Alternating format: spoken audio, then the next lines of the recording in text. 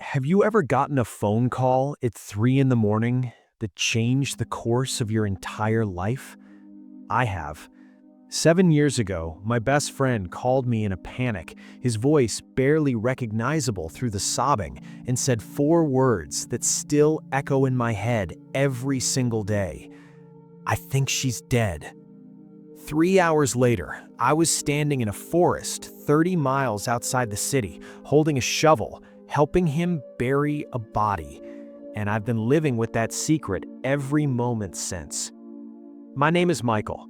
I'm 32 years old. I work in insurance sales. I have a girlfriend who wants to get married, and I'm an accessory to murder. Nobody knows. Not the police, not my family, not the woman I share a bed with every night. Just me and Jake. And now you. I need to tell someone, not because I want to get caught or because I think confession will ease my guilt, but because carrying this alone is destroying me from the inside out. And if I don't say it out loud to someone, somewhere, I'm gonna crack. So here it is, the whole ugly truth about the night I helped my best friend dispose of a body, and how we've both been living normal lives ever since, like it never happened. Jake and I have been friends since we were 12. Met in 7th grade, bonded over skateboarding and punk music, went through all the typical teenage shit together. He was there when my parents divorced. I was there when his dad died. We were inseparable through high school, went to the same state university, rented apartments in the same complex after graduation. He was more than my best friend. He was my brother in every way that mattered. I would have done anything for him. Which is why, when he called that night, I didn't hesitate. It was October 15th, 2017. I remember because it was 2 days after my 25th birthday. I'd gone to bed around midnight after a normal Friday, dinner with my girlfriend at the time, watched a movie, nothing remarkable. My phone rang at 4:37 a.m., Jake's name on the screen. I almost didn't answer, figured he was drunk and needed a ride, but something made me pick up. The sound that came through the phone wasn't human. It was this raw animal noise of pure panic. Jake was hyperventilating so badly I could barely understand him. Mike, you need to come here, right now. Please, I don't know what to do. I think she's dead. Oh God, Mike, I think I killed her. I was awake instantly, that kind of electric shock awareness where every nerve is firing. What, Jake? What are you talking about? Where are you? My apartment. Please come, please. I don't know what happened. We were fighting and she... Mike, there's so much blood. I think she's dead. I think I killed Sarah. Sarah, his girlfriend of 8 months. I'd met her a few times, nice girl, worked as a dental hygienist, seemed good for Jake. They'd had their ups and downs, fought more than seemed healthy, but I'd never thought, I'm coming. Don't touch anything. Don't call anyone else. I'm coming right now. I don't remember getting dressed, don't remember the drive to his apartment. My brain was moving too fast, trying to process what was happening while simultaneously refusing to believe it. Jake wouldn't kill someone. Jake was gentle, conflict-averse, the guy who cried at movies. There had to be an explanation, an accident, a misunderstanding, something. I got to his apartment at 4:15 a.m. The door was unlocked. I walked in, and the first thing I noticed was the smell. Copper and something organic, like meat left out too long. Then I saw Jake. He was sitting on the floor in his living room, back against the couch, covered in blood. His hands were shaking so violently he looked like he was seizing. He looked up at me with eyes that had seen something break inside him. "She's in the bedroom," he whispered. I made myself walk down the hallway, made myself open the bedroom door, and there was Sarah, lying on the floor next to the bed. She was wearing pajamas. There was blood pooled under her head, more blood on the wall, on the nightstand, everywhere. Her eyes were open, but empty. I'd never seen a dead body. I stood there for what felt like hours, but was probably 30 seconds, just staring, trying to make my brain accept what I was seeing. I went back to the living room. Jake was rocking back and forth, still shaking. What happened? My voice sounded strange to my own ears. Flat. Detached. We were fighting. About me staying out late, about money, about the same shit we always fight about. It got bad. She threw something at me. I don't even remember what. I pushed her, just pushed her to get her away from me. She fell backwards, hit her head on the corner of the nightstand. There was this sound, Mike, this crack, and then she just stopped moving. I looked at him, really looked at him, saw the terror and disbelief in his face, saw that he was telling the truth, or at least what he believed was the truth. Did you call an ambulance? The police? No, I froze. I didn't know what to do. What if they don't believe me? What if they think I meant to do it? Mike, I can't go to prison. I can't. This is the moment I should have made a different choice. I should have said we need to call the police right now, that accidents happen, that the truth would protect him. I should have been a good friend by being a good person. Instead, I looked at my best friend, covered in his girlfriend's blood, completely shattered, and I made the worst decision of my life. Okay, I said. Okay, let me think. I don't know why I said that. Maybe because Jake had always been the one who helped me, who bailed me out of bad situations, who had my back no matter what. Maybe because I was in shock and not thinking clearly. Maybe because some primitive part of my brain went into problem-solving mode and shut off the part that understood right and wrong. But I said it. And once I said it, I was committed. I spent the next hour in a strange, dissociative state where I was simultaneously aware of the horror of what we were doing and completely numb to it. I cleaned. I moved furniture. I thought about logistics like I was planning an office move instead of covering up a death. Jake just sat there, useless, still in shock. So I took charge. First, I made him shower, got him clean clothes, put everything he'd been wearing in a garbage bag. Then I dealt with the bedroom. I won't go into details about cleaning a crime scene, but I will say that true crime shows don't prepare you for the reality. It's worse. So much worse.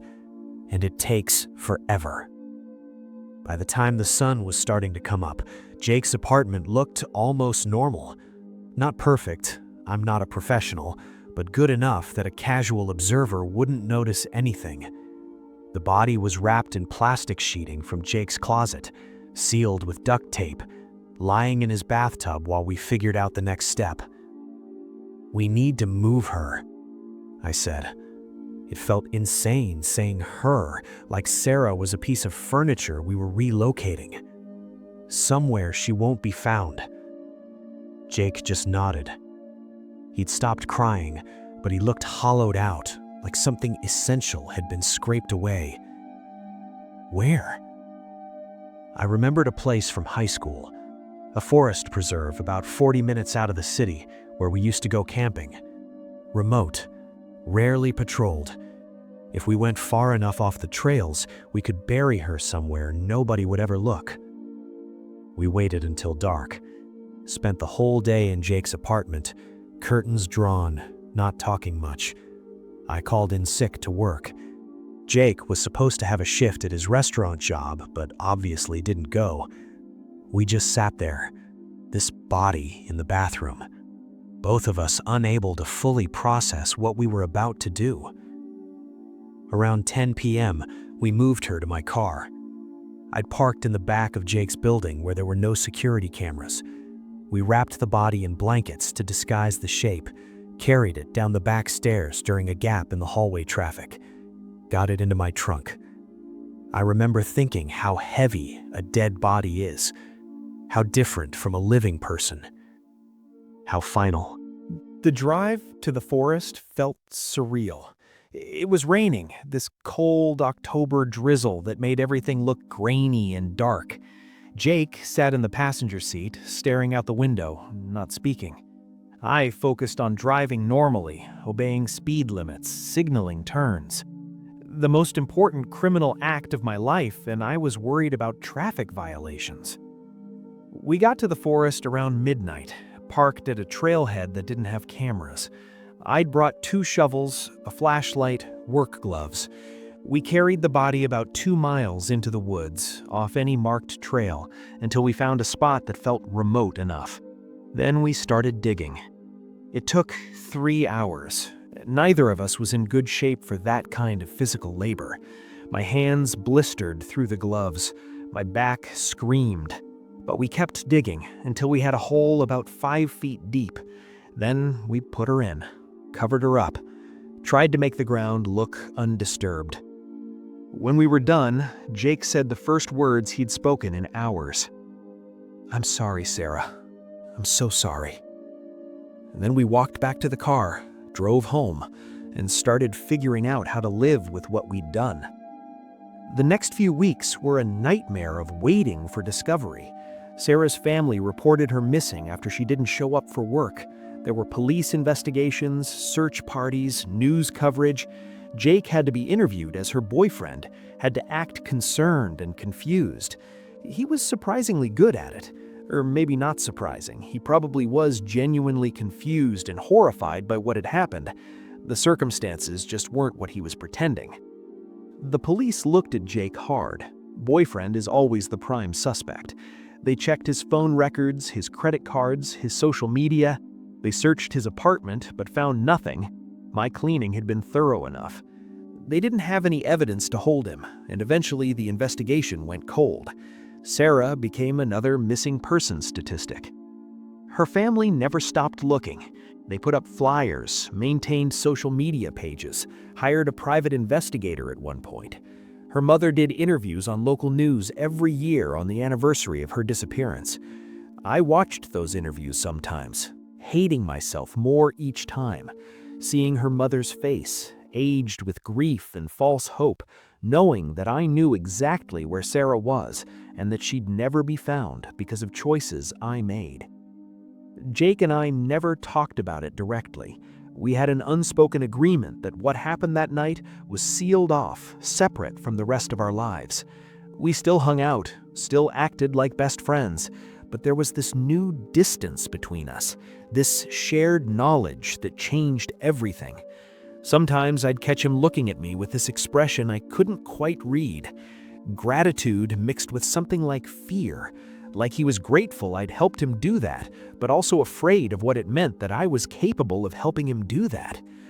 Life went on. Absurdly, normally, life went on. I got a new job, dated, moved to a better apartment. Jake started seeing a therapist for anxiety and seemed to stabilize. We both just continued existing, going to work, paying bills, hanging out with friends who had no idea what we'd done. The guilt came in waves. Sometimes I could go weeks barely thinking about it. Then something would trigger a memory, a news story about a missing person, a crime show on TV, the smell of rain, and I'd be right back in that forest, holding a shovel, burying evidence of our crime. I started having nightmares, would wake up convinced the police were at my door, would check news sites obsessively to see if Sarah's body had been found. 3 years ago, I met my current girlfriend, Rachel. She's a kindergarten teacher, sweet and trusting, and exactly the kind of person who makes you want to be better than you are. We've been together ever since, and she's been pushing for marriage, says she wants to start a family, talks about our future like it's this beautiful, certain thing. And I can't tell her, can't explain why I hesitate every time she brings up engagement rings, can't make her understand that marrying her would mean building our entire life together on a foundation of lies. Because how do you marry someone when you're hiding a body? How do you have kids when you're an accessory to murder? How do you promise forever to someone who doesn't know the worst thing you've ever done? Jake got married 2 years ago to a woman named Amy who he met through work. She seems nice. I was his best man at the wedding, stood next to him while he promised to love and cherish Amy, and the whole time I was thinking about the other woman whose death bound us together more permanently than any marriage vows. I see Sarah's families sometimes. Not intentionally, but it's a small enough city that paths cross. Her mother works at the grocery store I use. I've stood in her checkout line, let her scan my items, made small talk about the weather, knowing that if she knew what I knew, she'd kill me herself. The cognitive dissonance of those moments is almost unbearable. I'm just a normal guy buying groceries, and I'm also someone who helped dispose of her daughter's body. Last month was the 7-year anniversary of Sarah's disappearance. There was another news story, another plea from her family for information. They've offered a reward now, $50,000 for any tip leading to finding her. I read that and thought about how I could collect that reward if I was a different person, how I could finally give them closure, how I could do the right thing. But I won't, because doing the right thing now would destroy too many lives. Jake would go to prison for manslaughter at minimum, possibly murder. His wife Amy would be devastated. My life would implode. Rachel would leave me. My family would be humiliated. Our friends would hate us. And Sarah would still be dead. Nothing we did could bring her back. Sometimes I try to rationalize it, tell myself it was an accident, that Jake didn't mean to kill her, that we were just scared kids making a terrible choice under pressure. But I'm not stupid. I know the difference between an accident and what we did after. The death might have been accidental, but the cover-up was deliberate. We had chances to do the right thing, and we chose ourselves over her family, over justice. I've thought about anonymous tips, calling in Sarah's location without identifying myself. But there's no way to do that without risking getting caught. Forensics would tie the burial site back to us, and even if they couldn't prove it, the investigation would reopen, focus on Jake again, and this time they might find something we missed. So we just keep living. Jake has a daughter now. She's 1 year old. I'm her godfather. I held her at her baptism and thought about how she'll grow up never knowing her father helped bury a body before she was born, about how that secret will shape her life in ways she'll never understand. Rachel is pregnant. She told me last week. We weren't trying, but she's happy, talking about baby names and nursery colors. I smiled and hugged her and said all the right things while internally screaming, because now I'm bringing a child into this, a child who will grow up with a father who's a criminal, who carries this massive secret, who can never fully be present because part of him is always in that forest. I can't undo what happened, can't bring Sarah back, can't give her family closure without destroying everyone else. I'm trapped in this choice I made 7 years ago at 3 in the morning when my best friend needed help and I gave it to him instead of calling the police like any decent person would have done. That's my confession. I helped my best friend hide a body. We buried her in a forest where she'll probably never be found.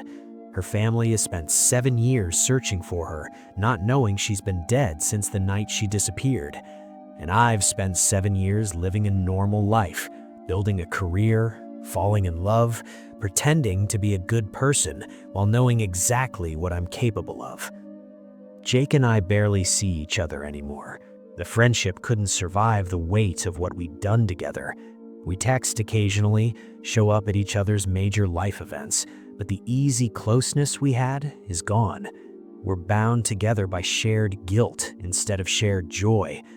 Sometimes I wonder if he thinks about it as much as I do, if he has nightmares, if his wife notices that he flinches at news stories about missing persons.